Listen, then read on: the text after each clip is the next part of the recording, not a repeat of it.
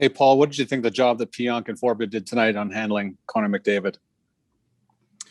A really, really strong game, and we're within reason able to handle such a dynamic player, and then make the next play, right? So to be able to contribute offensively as well, Neil had a fine night tonight.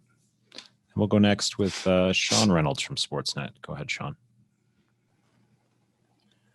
Paul, a lot of the goals, shots from the point that you see around the league, they seem to be just get the traffic to the front of the net and throw it on the net. Seems the goals your team has generated from tipped and blue line shots seem to have more of a sense of purpose or maybe design. Without the D-man that can just blast that puck past the goalie, has this type of offense been something you and your coaching staff have targeted specifically over the last couple of years? Well, this I think you're going to find, if you look at the analytics, that the slot tip goal, and it would be exactly like the goal that cost us the game against Ottawa at the end of the game, is really prevalent now. We're seeing that an awful lot because of the shot lanes are so good. I mean, there's a bigger reason to it. There's less of a man-to-man defensive zone coverage being played in the NHL.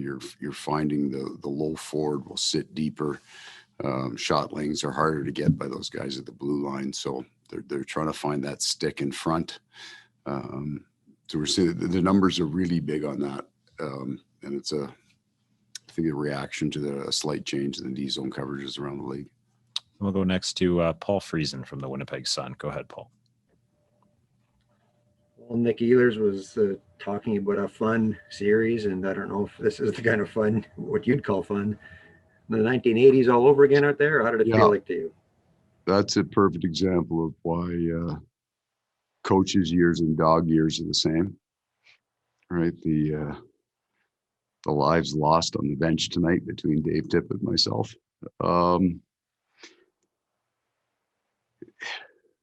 It was not a particularly well-played game. I mean, we can all agree on that, except the skill level at some parts of that was so extreme that it's like if you had, goes to your question this morning, if you had fans in the building, there would be, that was a roller coaster for everybody, right? For both teams. Lots to talk about for today, tomorrow, and the next game, and you may find an absolute grinder in the next one, right? It might be hard to get a shot off, but boy, we gave up an awful lot, and so we will feel that we gave up way too much. But there is a section when you play Edmonton that they take from you, right? That they generate, that is just so good. And then, I mean, Kyle Connor's probably an example on our team of guys that can do the same going the other way. There's some high end skill there that even if you're in the right spot, they're going to make the play.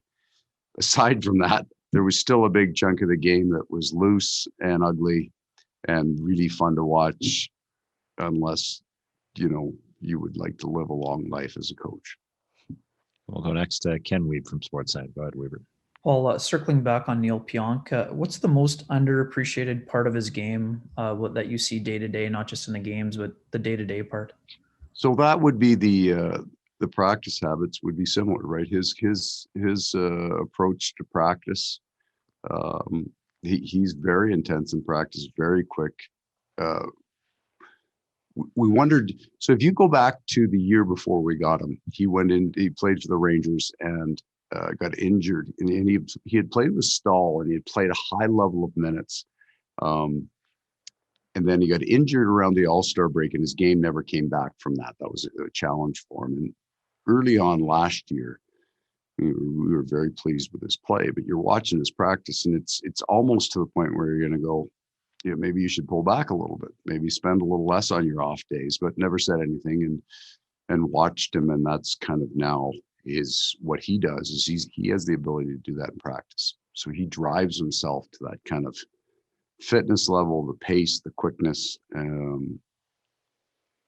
He's an exceptional player. I think eventually Neil will be appreciated in part because he plays in Canada. If he was playing in a less scrutinized market, he might quietly, his game might be quietly underappreciated, but we certainly appreciate it here. And we'll go back to Ken Weeb. Go ahead, Weber. Just that addition of his physical part of the game. I mean, you see that hit on Draisaitl getting up from the stick from McDavid. I mean, has that allowed him to elevate in that shutdown role?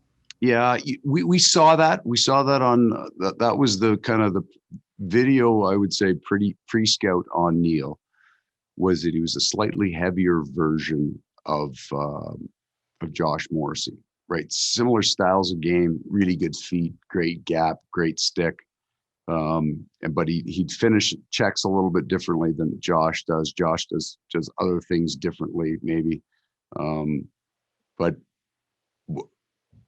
for you go in the last game, so more of a teaching point.